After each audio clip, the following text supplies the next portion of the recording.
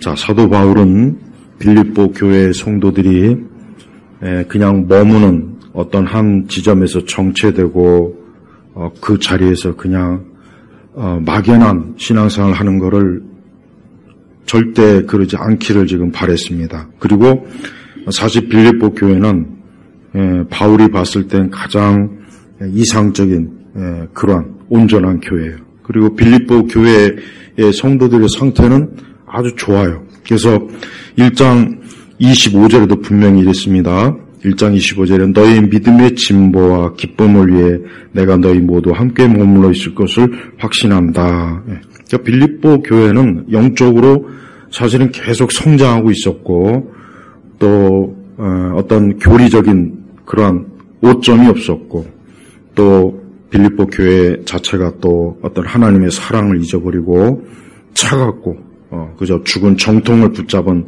또 그런 교회도 아니었어요. 그러니까 빌립보 교회는 여러 가지 면에서 바울이 다른 빌립보 교회 외에 다른 여러 교회들이 사실은 본받을 만한 그러한 요소들이 빌립보 교회는 많았습니다. 자, 그러면서도 역시 바울은 이 교회에 대한 그 사랑과 그 마음을 담은 하나님의 말씀을 증거하는데 우리가 7절에 보면 너희 모두에 대하여 내가 이렇게 생각하는 것이 당연히니 이는 내가 너희를 마음에 품고 있으며 그러니까 바울은 항상 그 마음이 무엇이 있느냐? 교회가 있는 거예요. 교회. 그러니까 바울은 다른 바울 서신에서도 보면 알겠지만 바울은 교회 외에는 다른 걸 생각하지 않아요. 그러니까 바울이 혹 근심하고 염려해도 교회 때문에 근심하고 염려하는 것이고 또 기쁨이 있어도 교회 때문에 기쁨이 있는 거예요. 이게 어떻게 보면 사도의 마음이지만 사실은 더 정확하게 하면 8절에 보면 그리스도 예수의 마음이에요. 우리 예수님은 이 교회에 대한 우리 예수님의 마음의 핵심이 뭐냐? 이 교회. 그 교회는 뭡니까? 우리 성도들이에요. 그러니까 우리 주님의 마음은 항상 우리 참된 주의 자녀들에게 가 있는 거예요. 그러니까 여러분들이 잊지 말아야 될 것은 하나님이 나를 잊으셨는가 할 때가 있을 거예요. 분명히. 하나님이 나를 잊으셨는가? 하나님이 도무지 나를 혹 알고 계시는가? 그런 생각이 들 때가 있어요.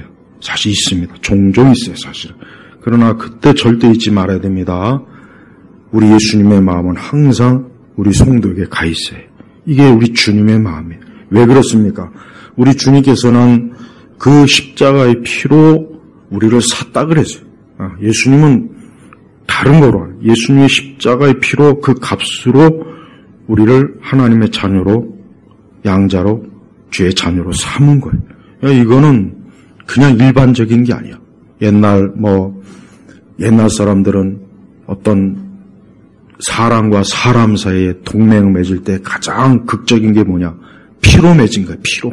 서로 피로써 혈서를 써가면서 너와 나와는 아주 영원히 함께하자. 그러니까 피로써 맺은 피로써.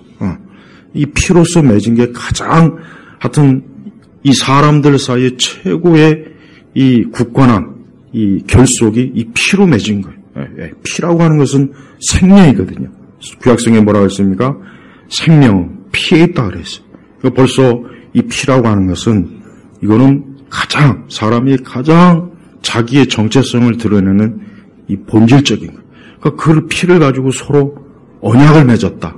이건 이건 끊어질 수 없는 거예요. 우리 예수님이 그분의 피로 우리를 구원하신 거예요. 그러니까 예수님이 우리를 구원하실 때는 피로써 예수님의 피값이 우리를 구속하는 아주 어떤 것으로도 이게 이 값을 치를 수가 없어요. 그래서 여러분 고대 서구 유럽에 보면은 그 신비주의적인 집단 중에 뭐가 있냐? 이 성혈, 예수님의 피가 담긴 그 아주 그 신비한 그 잔, 어쩌고 저쩌고 또 있어요. 아주 음모론적인 거, 별게 다 있어요. 아주 그건 다 가짜고, 그건 다 하여튼 가짜. 그렇다. 예수님이 80세까지 프랑스에서 살았다는 또 그런 책은 잘 팔려요. 또 읽으면 재미도 있어. 아주 신기하고 또 뭐 예전에 80년도에는 예수님이 또 어릴 때 인도에 가서 또 온갖 마법과 마술을 배워와가지고 그래서 예수님이 하여튼 그런 잡소리, 그런 쓰잘데없는 소리, 그런 거는 사람들이 좋아해요. 성경은 또 안 믿어요. 성경의 기록은 또 뭐가 어쩌느니, 이거는 뭐 후대에 기록된 거니, 잘못된 거니, 예수 세미나가 그 짓을 하는 거예요. 예수 세미나. 결국 뭡니까? 예수님의 말씀, 복음의 말씀이 어떤 건 진짜고, 80%가 다 가짜예요. 20%밖에는 믿을 게 없다는 거예요. 그러니까 이런 식으로 하나님의 말씀을 난도질시키면은 결국 사람들이 예수님 믿기를 어렵게 만드는 거란 말이에요. 그러니까 우리가 항상 이 마귀와 세상은 항상 성경을 난도질해요. 이거는 믿을 수 없고, 이거는 저작 연대가 불분명하고, 이거는 저자가 희미하고, 뭐 온갖, 이거는 또 뭐 역사적으로 뭐 고고학적으로 증명이 안 됐다는 등 항상 성경에 있는 내용을 가지고 늘 그런단 말이에요. 왜 그러느냐? 사람들이 그 성경의 신뢰성을 잃어버리게 하면 예수님을 안 믿거든요. 예수님을 안 믿어요. 그래서 예수 신화라고 해가지고 예수님을 신화적 인물이다. 우리가 알고 있는 예수는 사실은 다 꾸며낸 거이다. 권력자들이 자기의 권력을 유지하기 위해서 다 꾸며낸 거다. 그러니까 그렇게 자꾸 얘기해버리면 사람들이 어때요? 믿음을 안 갖는 거예요, 믿음을. 또 뭐 바티칸의 음모라는 도, 뭐 바티칸이 자기들의 체제를 유지하기 위해서 원래 성경은 다 가려놓고, 도마복음이나 이런 건 다 가려놓고, 이 가짜 사복음서를 사람들이 보게 해서 잡아요. 그러니까 사람들이 예수님을 믿는 일을 회방시켜놓는 거, 회방. 믿지 못하게 하려고 온갖 잡서를 여기저기 끌어다 놓고, 그럼 점점 신뢰성이 떨어지니까 사람들이 안 믿어요. 이제 그렇게 해서 결국 믿음이 다 떠나간 거예요. 그런 유치하고 근거 없는 사이비 학자들이 거짓으로 퍼뜨려놓은 그런 것들이 퍼져서 결국은 이제 뭐 기독교도 한물간 종교다. 기독교도 그저 고대 하나의 종교일 따름이다. 뭐 예수님 뭐 복음 말씀 전부 다 그렇게. 그러니까 종교학적으로 기독교는 전혀 뭐 유일한 뭐 구원의 종교, 뭐 사람들에게 생명을 영생을 주고 종교학에서는 전혀 그렇게 안 해요. 종교학에서 가르치는 기독교는 철저하게 저들은 인간의 그 기준으로 잣대로 또 말 그대로 저들은 믿음이 없고 또 하나님의 말씀에 대한 하나님의 살아계심에 대한 믿음이 없기 때문에 모든 이와 같은 것들을 꼭 삐딱하게 보면서 왜곡시키고 고의적으로 하나님의 말씀을 빼버리고 그런다고요. 그러니까 우리가 이러한 믿음이 얼마나 그러니까 그리스도께서 우리를 위해서 우리 죄인들을 위해서 피로 맺어 주신 이 하나님의 사랑을 이 세상은 어때요? 그걸 어떻게든지 비틀고 찢어버리고 삭제시키고 왜곡시키고 숨기고 해서 결국은 믿을 게 못 된다 이렇게 얘기하는 거예요. 그러니까 그러한 믿음에서 우리가 떨어지지 않아야 되는 겁니다. 그러니까 그러한 믿음에서 떨어지지 않으려면 우리 예수님이 우리를 항상 지켜보시고 우리와 함께 하시고 그분의 마음의 중심은 교회에 있어요. 교회. 그러니까 예수님은 이 교회를 가장 중요하게 봐요. 그래서 예수님의 마음은 이 교회에 있는 거예요. 교회. 백악관에 있는 게 아니에요. 저런 무슨 도교에 천안궁에 있는 것도 아니고 우리나라 대통령이 있는 우리 주의 마음은 우리 주님의 마음은 그런 데 있는 게 아니라고요. 교회에 있어요. 교회. 오늘 이 교회에 나와서 예배드리는 한 사람 한 영혼은요. 우리 그리스도의 마음은 오직 바로 거기에 있는 거예요. 그걸 알아야 돼요. 그러니까 우리가 이 세상이 아무리 좋은 곳일지라도 하나님이 그런 것을 별로 그렇게 하나님이 그걸 중요하게 여기지는 않아요. 진짜 하나님이 중요하게 여기는 것은 비록 겉은 초라하고 보잘것없지만 이 교회, 이 성도들이 가장 귀한 거예요. 왜? 여기에 바로 예수님의 피값으로 언약을 맺은 하나님의 사람들이 모여있기 때문에 그러는 거예요. 그러니까 여러분 어떤 일이 있어도 우리 주님께서 우리를 잊어버리지 않는다. 우리 주님은 절대로 우리를 잊을 리가 없어요. 그러니까 그거 한 가지만큼 확실히 하세요. 그러니까 여러분이 앞으로도 혹 자칫 하나님이 나를 아시나? 야, 주님이 내 사정과 형편을 아실까? 야, 우리 주님이 진짜 살아계셔서 이걸 아실까? 그런 생각이 문득 들 때마다 그렇지 않다. 그리스도 예수님의 마음은 항상 나에게 와 있다. 항상 성경에 그랬잖아요. 어미가 어찌 그 젖먹이 아이를 잊을 수 있겠냐 이거. 못 잊죠. 절대 못 잊어요. 절대 못 잊죠. 마찬가지로 우리 주님이 우리를 잊을 리가 없어요. 절대 잊을 리가 없으니까 우리는 어떠한 일이 있어도 예수님의 마음이 내게 와 있다 이 생각하지. 그러니까 하나님이 그만큼 우리를 절대적으로 사랑하시는 거예요. 그러니까 이 사랑을 확신해야 돼. 지금같이 이렇게 참 우리가 믿음을 갖고 살기가 어렵지만 오히려 그럴수록 더 예수님의 마음이 내게 와 있다 하는 생각을 가져야 되는 거예요. 바울은 바로 그거예요. 바울은 그 마음에서부터 오직 그 생각하는 게 주님의 마음으로 오직 그 빌립보 교에 있는 성도들만 생각하는 거죠. 거기 있는 성도들 한 사람 한 사람 빌립보 교인들을 생각하면서 누가 있고 어린아이도 있고 오직 마음이 거기에만 가 있는 거예요. 근데 바울의 상태는 지금 어떻게 있습니까? 7절에 보니까 내가 사슬에 매었을 때나 복음을 변증하고 확증할 때나 너희 모두는 나와 함께 은혜에 동참한 자들이 되었기 때문이다. 그래요. 바울이 좋을 때나 나쁠 때나 바울이 감옥에 있을 때나 바울이 자유롭게 다니면서 복음을 전할 때나 한결같이 그 빌립보 교인들은 바울과 함께한 거예요. 이게 중요한 거예요. 왜 빌립보 교인들이 좋은 교인들이냐? 하나님의 사역자들, 주의 종들을 버려두지 않고 함께한 거예요. 바울이 감옥에 있다고 해서 이제 바울도 끝났구나. 우리 이제 바울에 대한 관심이 잊어버리자. 그게 아니에요. 그 감옥에 있든지 아니면 바울이 복음을 전하려고 온 사방을 그냥 다녀도 그 빌립보 교인들의 마음은 그 바울 사도와 함께하는 거예요. 그러니까 바울이 그 사역자로서 그게 너무 큰 위로가 되는 거예요. 위로가 되는 거라고요. 그러니까 하나님은 바로 이런 빌립보 교인들을 기뻐하시고 좋아하는 거예요.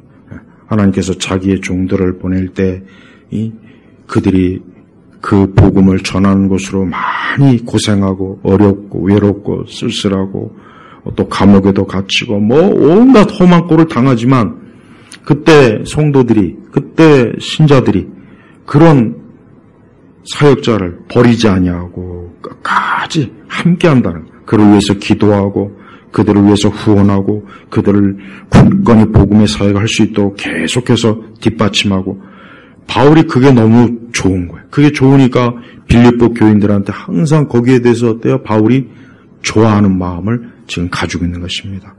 그렇습니다. 바울 자신도 자기의 상태가 어떠하든지 그는 복음을 전하는 것, 예수 그리스도를 전하는 일에 바울은 전심전력했고 바울이 개척한 그 교회들은 그러한 바울을 뒷받침하고 기도로 뒷받침하고 물질로 뒷받침하고 또 바울이 어떤 초소가 없을 때는 초소를 예비해주고 그래요.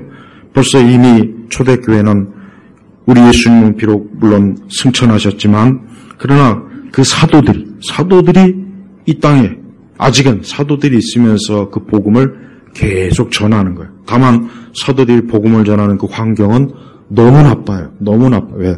많은 핍박도 있고 어려움도 있고 또 이방인들, 유대인들 그러니까 사실은 사도들이 그렇게 좋은 환경이 아니었습니다. 그래서 사실은 당시에는 성도들이나 아직 미약한 교회들은 그런 사도들이 사역하는 일에 강하게 믿음으로 기도로 또 여러 가지로 협력을 해야 돼요. 마땅히 그렇게 해야 되는 거예요. 근데 그렇지 못한 일도 있었지만 빌립보 교회는 그렇게 한 거예요. 그래서 8절에 내가 너희 모두를 그리스도의 예수님의 마음으로 얼마나 사모하는지 하나님께서 내 증인이시다. 그렇습니다. 바울의 마음은 예수님의 마음과 똑같이 오직 교회, 성도들에게만 가 있는 거예요. 바울은 자신의 처지도 별로 그렇게 자신의 처지도 관심이 없어요. 지금 자기가 감옥에 있어도 그거 가지고 바울이 생생 내지도 않아요. 오히려 갇혀있는 바울이 바깥에서 있는 성도들을 더 걱정하고 왜 걱정합니까? 그들이 믿음이 떨어질까봐 걱정해요. 믿음이 떨어질까봐. 바울 같은 저런 엄청난 사도도 저거 감옥에 갇혀있는데 우리 같은 사람이 이거 어떻게 믿음 생활해? 이럴 수 있지 않습니까? 그래서 교회를 떠나고 믿음을 떠날 수 있거든요. 그러니까 바울은 절대 그러지 말아라. 절대. 그러니까 바울이 항상 마음이 그 빌립보 교인들에게 가 있는 거예요. 그들이 그 믿음에서 떨어질까봐. 그들이 계속해서 믿음의 진보를 나아가다가 중간에 또 멈출까봐. 그러니까 바울의 마음은 이렇게 오직 성도들의 영적인 그들의 믿음, 그들이 신앙생활, 그들이 교회생활, 그들이 끝까지 주님에게 충성하는 여기에 바울의 마음이 가 있는 것. 이게 바로 예수님. 여러분도 절대 어떤 일에 흔들리지 말고 끝까지 여러분의 믿음을 지키십시오. 끝까지 여러분의 믿음을 굳건하게 지키세요. 우리 주님께서 그 모든 일을 지켜보시고 살펴보시니까 홀로 있는 것도 아니고 여러분의 믿음 생활을 주님이 모르시는 것이 아니라 다 알고 계셔요. 다 알고 계시는 거예요. 그러니까 절대로 믿음 생활을 나 혼자만 알고 한다 생각하지 마세요. 주님이 하시. 여러분이 기도하는 것, 예배 드리는 것, 교회를 섬기는 것, 하여튼 주님을 위해서 하는 모든 것들을 다 어때요? 우리 주님이 그 마음에 품고 알고 계시다는 것을 여러분이 꼭 좀 알고 계시면 좋겠어요. 그러면서 9절은 그리고 나는 너희 사랑이 지혜와 모든 총명으로 더욱 풍성하게 되어 너희가 지극히 선한 것을 분별하고 그리스도의 날까지 순전하고 흠이 없게 되며 이제 이게 중요한 말씀이에요. 이게 핵심적인 말씀이에요.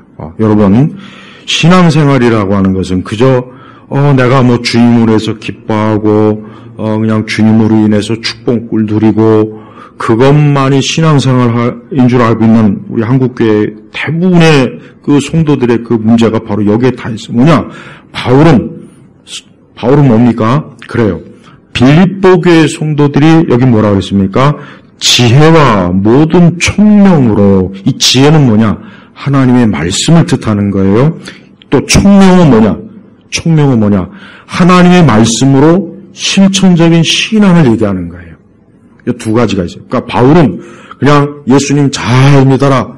그러면 잘 될 것이다. 좋을 것이다. 만성통할 것이다. 걱정하지 말아라. 이렇게 그냥 기독교라고는 종교를 무슨 마취제냐, 마약이냐, 이런 은사주의니, 무슨 기복주의니, 그런 그 거짓 교사들하고 다른 사람이에요. 뭐냐? 우리가 하나님을 섬기는 일에 있어서 막연히 그저 아무 생각 없이 뜬구름 잡는 신앙이 아니라 뭐가 있어야 되냐면 지혜와 총명이 있어야 돼요. 이 두 가지가 있어야 된다. 이 두 가지가 있어야 어떤 일이 생기느냐? 너희가 지극히 선한 것을 분별하고 선한 것을 분별. 그럼 여기서 선한 것을 분별한다는 게 뭐냐? 하나님의 말씀에 그릇된 것과 하나님 말씀에 합치된 것을 분별하는 거예요. 바로 그걸 얘기하는 거예요. 그냥 무조건 조싸우니가 아니에요. 지금은 교회가 그렇지 않습니까? 그저 예수님 이름 얘기하면 다 좋은 것 같고, 하나님의 능력, 사랑하면 만사 다 좋은 것 같고, 그게 진짜 선한 것인지, 그게 진리인지 아닌지, 그게 정말 옳은 것인지 그런 것인지에 대한 분별이 없어요. 여기 분명히 분별하고 그랬잖아요. 분별. 이게 중요한 겁니다. 기독교 신앙이라고 하는 것은 그냥 머리를 텅 비워놓고 그저 가슴만 뜨겁게 그냥 뜨거운 신앙, 뜨겁게 울부짖고 뜨겁게 그러면 안 됩니다. 물론 반대편도 안 돼요. 또 어떤 뜨거운 우리의 심령이 없고 또 차갑고 냉랭한 것도 안 되는 거예요. 그것도 잘못된 거예요. 또 하나. 이 두 가지가 같이 있어야 되는 거예요. 뜨거우면서도 냉철하게 진리와 오류를 딱 분리해서 이런 것들이 필요하지. 이게 신앙의 정석이에요. 신앙의 정석. 신앙의 정석이라 정석. 여러분 예전에 수학 정석 바로 그런 거죠. 신앙의 정석이 뭐냐? 정확한 토대가 뭐냐? 바로 지혜와 모든 총명이 풍성해야 돼요. 그래서 우리는 하나님의 말씀을 알면 그 말씀으로 역시 총명, 그 총명이 뭐라고요? 실천적인 신앙이 올바로 가야 돼. 그러니까 말씀은 알지만 실제적으로 그 말씀의 적용이 그릇된 경우가 많이 있어요. 엄밀하게 하면 그런 말씀도 사실 모르는 거거든요, 사실. 말씀이 없으면은 사실 총명도 없다고 봐야 돼요. 그러니까 이 두 가지, 우리는 말씀을 열심히 알되, 또 어떤 사람은 말씀을 많이 암송하고, 말씀을 그렇게 뭐 좀 많이 아는데 그런데도 보면은 교리적으로 또 신학적으로 잘못된 거를 분별을 못해요. 그걸 분별을 못하더라고. 이거 왜 그러느냐? 그건 벌써 총명이 없는 거예요. 총명해야 돼. 그러니까 마귀는 그냥 우리가 그저 뭐 말씀을 암송하고 그냥 이 말씀이 몇 장 몇 절 어디 그것만 우리가 있다고 해서 마귀가 뭐 위협이 될 줄 압니까? 천만에. 마귀는 신구약 66권을 다 암송해요. 네. 우리는 못하잖아요. 마귀는 성경을 낱낱이 다 알고 있어요. 낱낱이. 그럼 우리는 그것도 못하고 우리는 그보다 못하잖아요. 봐요. 마귀가 뭐 말씀을 몰라서 예수님 안 믿는 게 아니야. 마귀는 애초부터 하나님에 대한 적대적인 그 마음을 갖고 있는 존재, 마귀. 그러니까 그는 말씀을 알아도 절대 안 믿어요. 그러니까 마귀가 하나님의 아들 예수님을 알면서도 귀신들이 어때요? 그렇다고 귀신들이 예수님을 사랑합니까? 아니잖아요. 그렇지 않단 말이에요. 그러니까 우리가 이 모든 총명으로 그러니까 우리는 이 하나님의 말씀을 알되 이게 실제적으로 내 삶, 나의 생각, 나의 기질, 내 결정, 내 선택, 내 인생의 방향, 내 모든 삶의 모든 것들을 어때요? 다 하나님의 말씀으로 해야 되는 거예요. 그게 바로 총명이에요. 총명. 그러니까 그 총명이 없으면 말씀을 내가 다 알아도 이게 무용지물이 돼버린 거예요. 잠깐 무용. 아나마나 아무 소용이 없는 거예요. 그래서 여러분들이 항상 이런 지혜와 모든 총명이 풍성하게 해달라. 그래서 말씀도 많이 알지만 그 말씀이 무엇을 나에게 모든 내 인생에 있어서 그 말씀이 하나하나 나를 통제하고 내 결정과 선택을 지도하고 그렇게 하도록 해야 돼요. 그게 기독교 신앙의 정석이라고요. 그게 안 되면 모순이 생겨버리고 문제가 많이 생겨버려요. 그러면서 뭐라 했습니까? 그리스도의 날까지 순전하고 흠이 없게 되며 그리스도의 날에는 뭘 얘기하겠습니까? 우리 예수님이 이 땅에 재림하시는 그날, 우리 주님이 이 땅에 다시 오시는 그날, 이제 우리 주님께서 주의 하신 말씀대로 구름을 타고 이 땅에 천군 천사들과 다시 와서 우리 성도들을 공중에서 영접하고 먼저 간 주의 백성들과 같이 만나는 그 날에 순전하고 흠이 없게 되며 그러니까 뭐예요? 우리가 성도들이 이 땅에 살면서 하나님의 말씀으로 우리 자신이 주님 앞에서 진리의 사람으로서 주님을 만나야 되는 거예요. 근데 많은 이들이 아마 많은 오류가 있고 흠이 있고 아마 혹 구원은 받았어도 불 가운데 받는 구원처럼 어쩌면 부끄러운 구원이 받을 수 있는 사람들이 너무 많을 것 같아요. 멸망은 당하지 않았지만 이 땅에 있으면서 거짓, 오류, 배도, 배교 이런 것들과 막 뒤섞여가지고 순전하지 않고 흠이 있는 그런 일들이 많이 있는 거예요. 그러니까 그렇게 되지 않으려면은 우리가 지혜, 하나님의 말씀과 또 그 말씀으로 총명하도록 내가 그 말씀을 바르게 예수님이 우리의 구세주라고 하면서 어떻게 예수님과 어떻게 종교다운지를 어떻게 우리가 지지합니까? 그 말이 안 되잖아요. 근데 그렇게 해요. 그들은 예수님만이 구세주라는 걸 인정해요. 그걸 분명히 알고 있어요. 그런데 왜 정작 예수 그리스도가 우리의 유일한 구원자라는 것을 실제적으로 부인하는 그러한 에큐메니칼, 연합교회 연합운동 이런 데 왜 참여합니까? 잘못된 거잖아요. 그건 바로 흠이 있는 거예요.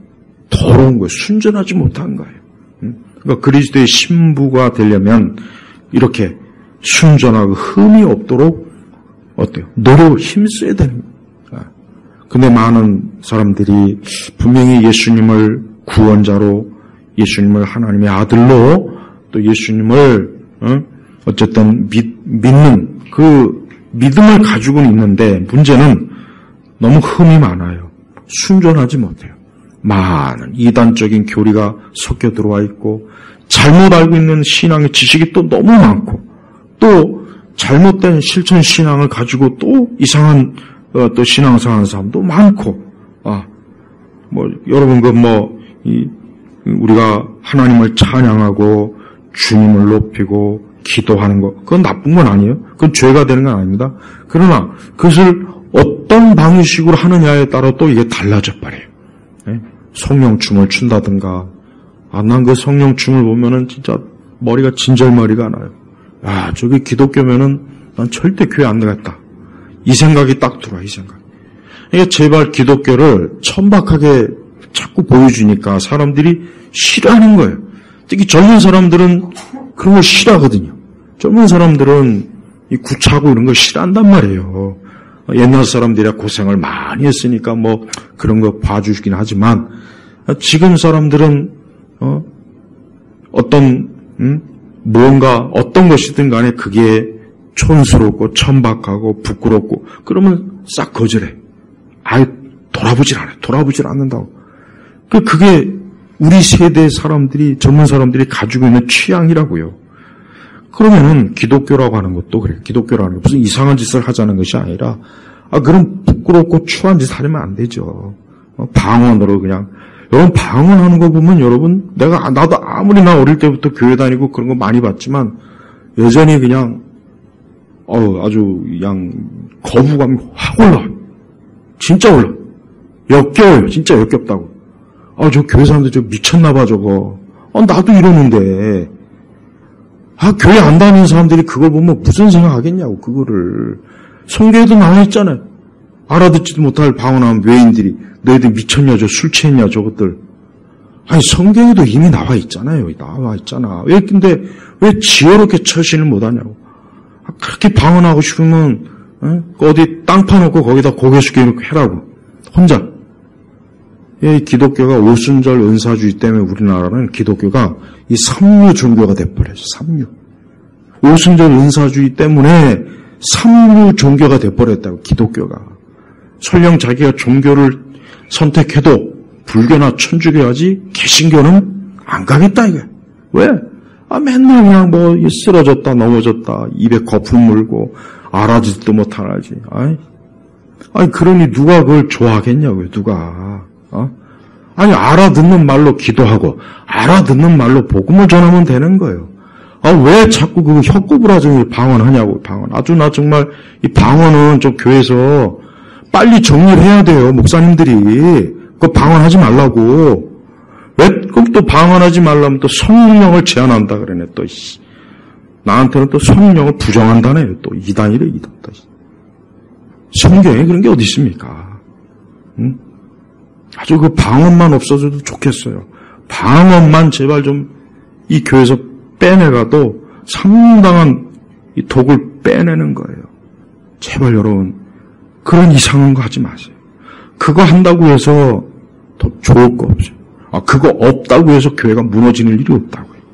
그런데 대부분의 교회에서 자꾸 방언을 그냥 계속 그냥 허용을 한다든가, 아니면 또 순복음처럼 적극적으로 막 방언 안 하면 너는 거듭난 게 아니다, 중생한 게 아니다, 제2의 중생이 없다는 등 순복음 거짓말을 이렇게 많이 해요. 그러니까 그냥 어디 방언학교 가서 방언 배우고, 성경에 어디 방언학교가 어디 있습니까?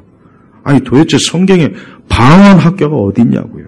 그 방언학교 보면 웃기지도 않아요. 난 거기가 정신병원이 아닌가 싶어요. 계속 알아듣지 못한 말을 혀꼬부리 하나도 하다 보면 방언이 나온대. 그러니까 그런 거짓말로 해도 통한다는 것 자체가 이게 문제라는 거예요. 이게 사기치는, 영적 사기라고. 여러분, 빌립보서 전체 그런 게 어딨냐고요, 어딨냐. 없단 말이에요. 지혜와 모든 총명으로 선한 것을 분별하고 그리스도는 순히 흠이 없게. 바울이 자신이 뭐라 했습니까? 자기는 누구보다 방언을 많이 한다 그랬지만, 그러나 바울 서신 어디에도 내가 방언을 적극적으로 해야 된다, 방언학교를 이런 말이 있습니까? 없잖아요. 없다고. 그러니까 방언 때문에 교회 안 나온 사람들 많이 있어요. 교회 가면 자기도 절해야 되는 줄 알고, 나 저거 창피해서 못하는데.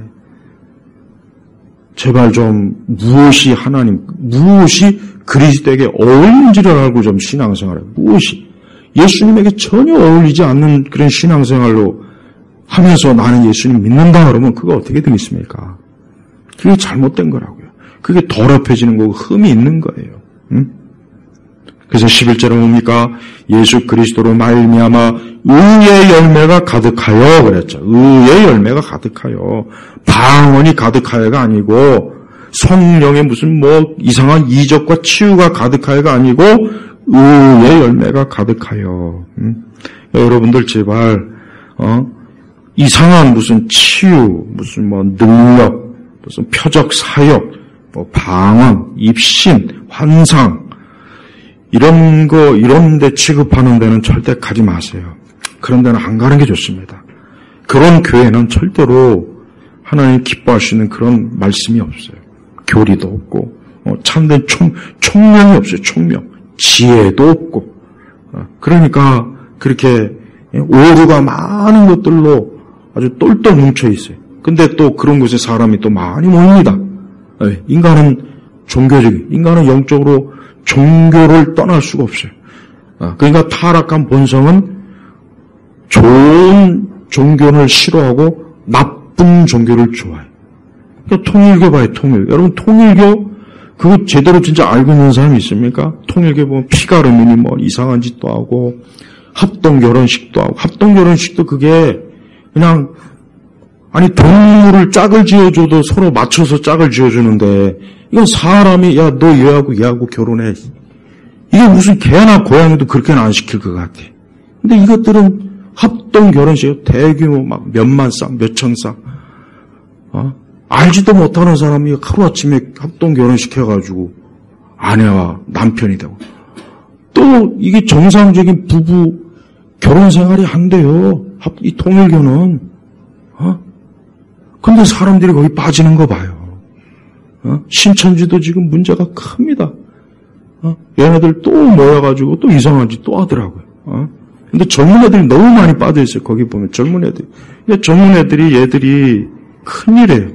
어떤 소망도 없고 비전도 없고 그러니까 그냥 저런 종교기관에 가가지고 그냥 취해 있는 거예요. 종교기관에 가서 그 안에 있으면 자기가 안전하다는 생각, 뭔가 보살핌을 받는다는 생각, 돌봄을 받는다는 생각 그런 게 이제 드니까 그런 데 좋아해요. 그러니까 가족도 내팽개치고 부모, 형제도 다 내팽개치고 거기 가서 그냥 주구장창 컵만 먹고 사는 거예요. 그냥. 이게 보세요. 성경을 제대로 알지 못하고 어리석고 미련하게 그냥 의의 열매가 가득하여라고 했지 어디 이상한 그런 짓이 가득하냐. 의의 열매, 성령의 열매. 그래서 하나님의 영광과 찬송이 되기를 기도한다 그랬잖아요. 기도한다. 근데 하나님의 영광과 찬송이 되기는커녕 교회를 욕먹고 부끄러운 그런 현상만 자꾸 나타나고 교회 다니는 사람들이 이상하다는 평가를 너무 많이 받고 있어요. 벌써 우리가 이 기독교가 얼마나 잘못되어 있는지를 알아야 됩니다. 우리나라 기독교는 내가 그냥 하는 말이 아니에요. 진짜 내가 아무리 봐도 잘못된 게 너무 많아요. 너무 많아. 머리끝부터 발끝까지 이게 정말 이게 기독교인가 이게 할 정도의 그런 것들이 너무 심해요. 이상한 선교단체도 많고 또 이상한 또 기독교 관련 대학 동아리들도 걔네들도 이상하고 그런데 가지 말. 우리 대학생들은 기독교 동아리 일체 접근도 하지 마. 그 안에 있는 애들 정상이 아니에요. 어디서 신학도 배워준 것도 무식한 애들이 무슨 간사니 뭐니 또 그런 애들이 또 목사가 돼가지고 또 지들끼리 또 모여 있어요. 그러니까 교회가 뭔지도 모르는 것들이에요. 교회가 뭔지. 채플과 교회도 구분을 못하는 사람들이 무슨 이 영혼을 다루겠다 그러는 거예요. 그러니까 기독교가 성경의 말씀대로 법대로 경주하지 않아요. 법대로. 그냥 다 자기가 세우는 기준으로 경주를 해버려. 그러고 1등 먹었다 그러고 뭐 우리가 제일이다는 도. 근데 성경에 뭐라 했습니까? 법대로 경주하지 않으면 다 실격이에요. 실격이라고 실격. 아무리 빨리 들어와도 소용없는 거예요. 그러니까 기독교 신앙도 철저하게 하나님의 성경의 말씀, 교리 딱 이게 뿌리를 내리고 해야지 뭐 우리끼리 좋다, 우리끼리 뭐 감동적이다, 감화를 받았다 그거 다 가짜입니다. 다 가짜고 그릇된 거니까 제발 여러분들이 신앙을 정석을 추구해. 정석. 신앙의 정석을 추구해야지 내 마음대로 내 마음대로 여러분 수학 문제 풀 때 공식이 있어요. 공식이 1 더하기 1은 2예요. 1 더하기 1이 나는 3으로 할래. 나는 6으로 할래. 그래 얼마든지 해. 그냥 밖에 나가면은 얘는 정상이 아니니까 얘는 머리에 꼭 꽂았으니까 그냥 그렇게 알고 있으라고. 그런 취급받는 거예요. 우리가 왜 기독교가 그런 취급을 해봤습니까? 그러면 안 돼요. 여러분 바울이 빌립보서의 서론적 그 말씀을 전할 때 여기 어디 하나 이상한 거 있습니까? 단 하나도 어디 좀 이렇게 좀 거부 반응이 있는 게 있어요? 단 하나도 있어요? 없죠. 없어요. 그런데 왜 오늘날 기독교는 왜 그렇게 거부 반응이 되는 게 교회 딱 겉모습부터 나는 이상하고 교회도 내가 전에도 얘기했지만 교회는 절대 유리로 무슨 첨단 사무실처럼 그렇게 꾸미면 안 돼요. 그게 미국식 복음주의 영향을 받은 건데 그렇게 꾸미는 순간 그 교회는 기독교적인 영적인 중요한 것들을 싹 잃어버려요. 그 교회가 경영센터가 돼. 종교 경영센터가 돼버린다고요. 그러니까 이 건축 하나 하는 것도 제대로 하다. 근데 지금 우리나라 교회에서 제대로 된 교회 건축한 교회는 내가 이제까지 본 바에는 거의 없어요. 교회를 굳이 막 짓는다면 전부 다 무슨 빌딩, 사무실처럼 유리로 갖다 쳐 발라가지고 저기가 도대체 저 식물을 키우는 식물원인지 아니면 동물을 키우는 동물원인지 사람들이 예배하는 곳인지 그렇게 하면은 세상 사람들은 멋있게 보이겠지만 영적인 것들은 다 이게 무너져 버린다고. 우리가 정말 성경에서 중요한 교회에 대한 것을 가르치는데도 이거를 알아채지 못하고 그냥 다 자기 좋은 식대로 자기 취향, 기독교가 자기 취향의 종교가 돼버렸어요. 이미 오래전에 기독교가 자기 취향의 종교가 돼버려가지고 이 기독교가 본질적인 기독교의 색채를 다 거의 잃어버립니다. 잃어버렸어요. 그게 이제 너무 시간이 지나니까 그게 뭔지도 아예 몰라요. 그걸 기억하고 알고 있는 세대가 지금 점점 거의 소수가 돼가니까 없는 거예요. 나도 만약에 내 나이가 20대라면은 기독교가 원래 이런 거구나 아마 그렇게 했을 거예요. 그냥 어릴 때부터 하는 게도 한 4, 50년 한 50년 정도 이렇게 봐온 게 있기 때문에 원래 기독교는 이게 아니다 하는 것을 나는 직감적으로 알아요. 딱 보면 이게 기독교가 아니다. 더군다나 이 바른 이 정통 복음주의 신학을 공부하니까 더더군다나 이 교회가 내용에 있어서도 이질적인 게 많아요. 내용에 있어서도 이질적이에요. 내용에 있어서도 애굽의 음식이에요. 만나가 아니야. 애굽의 음식 화려하죠. 그래서 이스라엘 백성들이 광야에 있을 때 저 애굽에서는 고기도 먹고 뭣도 먹고 만나 먹기 싫어. 자 봐요. 교회가 애굽의 음식은 많은데 만나가 없어요. 사실 만나가 없다니까. 애굽의 음식처럼 세련되고 화려하고 굉장히 아주 뭔가 멋있고 아주 문화적인데 만나가 아니라고 사실은. 이 복음의 만나, 생명의 말씀이 없어요. 그리스도의. 그래서 사람들은 그 애굽의 만나를 먹고 좋아하지 않습니까? 그래가지고는 의의 열매를 맺지 못하고, 그래가지고는 선한 것을 분별하지 못하고, 그래가지고는 지혜와 총명도 풍성할 수가 없어요. 제발 여러분은 제발 우리 주 예수 그리스도의 십자가의 복음에 그분의 영원한 복음에 굳게 뿌리를 내려야 돼요.